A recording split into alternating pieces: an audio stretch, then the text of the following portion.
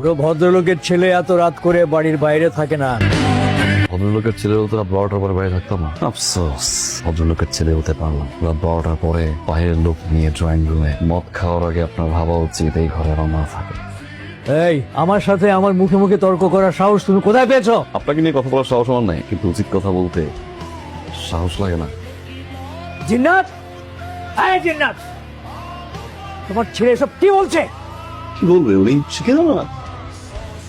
আরে শিখাও না, শিখাও। সাথী বন্ধু শিখাই দিচ্ছ বলছে, শিখাই দিচ্ছ বলছে, অধিকার আছে কিছু বলার? স্বাধীনতা কোথায়? আরে চিৎকার করবো না, চিৎকার আমিও করতে পারি। আমি চিৎকার করলে লেগে গরম হয়ে যাবে বাবা, ভোট পেতে আবার ঝামেলা হয়ে যাবে না। Don't force me to do that. ওর ছেলের সাহস দেখলা? কি শিক্ষা দিয়েছো তুই তোমার ছেলেকে? হ্যাঁ, আমার মুখে মুখে তর্ক করে কি সব বলে গেল? আমি যে ওকে কি শিক্ষা দেবো তুমি বুঝতে পারবে না। এদিকে আয়। রোজ রোজ এত কথা শুনতে তো ভালো লাগে না। তার কারণে কথা শুনি, আমার কারণে কি করছি আমি? তুই তোর বাবারে চিনিস না, এমন করিস কেন? কারণ আমার বাবা মানুষ তো ভালো না, হি ইজ ফেক।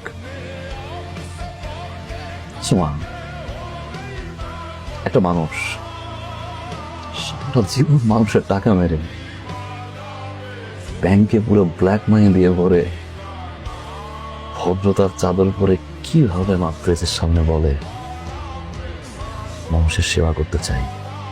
এতটা অসভ্য একটা মানুষ কিভাবে হয় না? তুমি মেনে নিতে পারো, আমি পারবো না। আমি এত কিছু বুঝি না, আমি কোনো অশান্তি চাই না। আরে ভাই, ইলেকশন হলে তো কোনো সমস্যাই নাই। আমার আগের রেপুটেশন তো খুবই ভালো। ক্লাবে আমার যথেষ্ট সুনাম আছে। আমাকে কি মনে হয় আমি যথেষ্ট কৃপণতা করি না? আমি যথেষ্ট হাত খোলা। হ্যাঁ, কৃপণতা আমি কখনোই করি না। হ্যাঁ, এমনি এমনি কি আর এমপি নির্বাচন করতেছি? হ্যাঁ হ্যাঁ, আরে 100% কনফার্ম। ঠিক আছে ঠিক আছে, এটা নিয়ে আমি সামনাসামনি কথা বলবো। রাখি। হ্যাঁ, তোর ছেলে কোথায়? বাইরে গেছে। ওকে এই সময় একটু বাইরে যেতে বারণ করো। মানুষ এমনিতেই আমাকে বিপদে ফেলার জন্য পিছনে লেগে আছে। কখন কি বিপদ হয়, কি ঝামেলায় পড়ে বলা তো যায় না। একটু সাবধানে থাকা ভালো। ঠিক আছে, আসুক বলবো।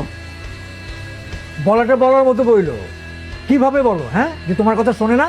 আমি তো ঠিক মতোই বলি, না শুনলে কি করব? আমি কি করবো মানে? তোমার কথা শুনতে বাধ্য করবা? হ্যাঁ, কি ছেলে জন্ম দিছো তোমার কথা শোনে না? ছেলে বড় হয়েছে, এখন ওকে ওর মতো থাকতে দেওয়া উচিত। ওর মতো থাকতে দেওয়া উচিত মানে? কি বলো তুমি? আমার মতো চলতে পারে না সে? কি নাই আমার? হ্যাঁ, আমি ওর জন্য কি করি নাই? গ্যারেজে গাড়ি পড়ে আছে, অথচ সে হেঁটে হেঁটে রাস্তায় চলে। আমার ফ্যাক্টরিতে হাজার হাজার মানুষ চাকরি করে, আর সে দিনের পর দিন চাকরির জন্য অ্যাপ্লিকেশন লিখছে। এটা আমার জন্য মান সম্মানের ব্যাপার না? হ্যাঁ, আমার মান সম্মানের ব্যাপারটা তুমি দেখো, তোমার ছেলে দেখে। এগুলো তোমার ছেলেকে বলবা। আসুক বলবো।